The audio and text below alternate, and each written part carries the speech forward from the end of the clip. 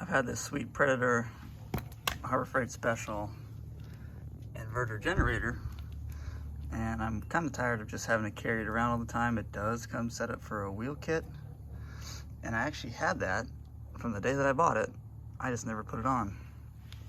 So we're gonna put that on real quick. Super easy install. Well, got the surge out, little M12. Let's see what this little sucker can do. Half battery, 1.5. Should be better than the old fuel. It used to be 2 is 1, 1 is none, but now I'm back down to 1. So I guess that means I might need a spare eventually, because this one's been used pretty hard too.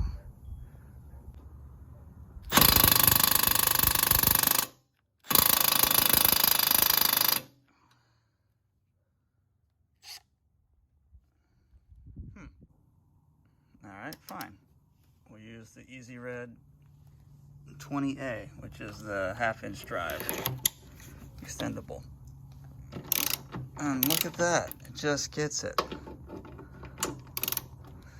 Damn, Harbor Freight really does tighten these down nowadays. Alright. You gotta figure out what's wrong with those coreless impacts. Figure that out in a little bit. We've got these exceptionally long metric threaded bolts out. That's easily 1.25 inches right there. Just start with the handle, and then we'll go down to the little legs or the wheels, and we'll just check this out real quick, my little Predator. Make sure that it needs probably a little bit of maintenance, but we'll check it out. So the axles in this kit stuck too proud of this part of the bracket right here that's tack welded on. Luckily, I had some 1/2-inch washers, as any shade tree mechanic would have. And that's probably, I don't know, 1/16 of an inch. Gives me just enough space to take up the slack. You can see it in there for these axles. Just something to think about when you're doing this part of it. So to tighten these nuts right here, that's a 17 millimeter. However, to do the axle nut, it's a 9/16. And there's a thin shim that goes in here. And then we have a little tiny washer that goes out here. So, nut, 1/2-inch. Bolt head, 10 millimeter. And they make it really tight right here under the air filter.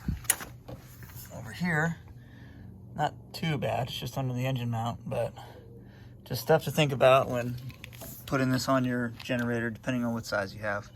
It will depend, and there's a couple different wheel kits, but this is the, I don't even have the box anymore. I don't know which one it is. Just generator wheel kit. So, pretty straightforward, but it's so many different sizes. So the next issue is the bolt that hinges the handle. I have a little nut that we have to take off just to get that one bolt in. This side, it's pretty tight. I mean, for what you're buying, it's not a big deal. But at the same time, just beware of it if you're trying to use this thing every day and run it hard. You know, it's got a good warranty on it because it is Harbor Freight.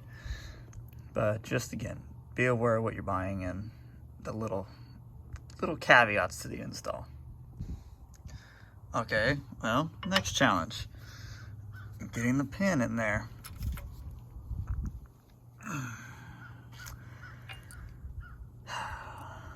Gonna need a drill just to clean it out. Same on both sides. As you can see here, you can put that nut on after this bolt goes in. It's easier just to take this handle off. They're really loose, just so you can get your different bolts in here on the bottom. It's not really frustrating, it's to be expected, but it's just kind of little detail stuff, you know.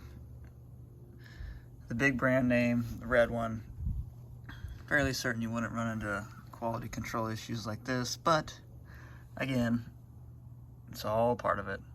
And overall, this is a really, really good generator, and I've honestly come to love it. So the little setbacks of this aftermarket kit that they sell, I'd say this thing is pretty dang good.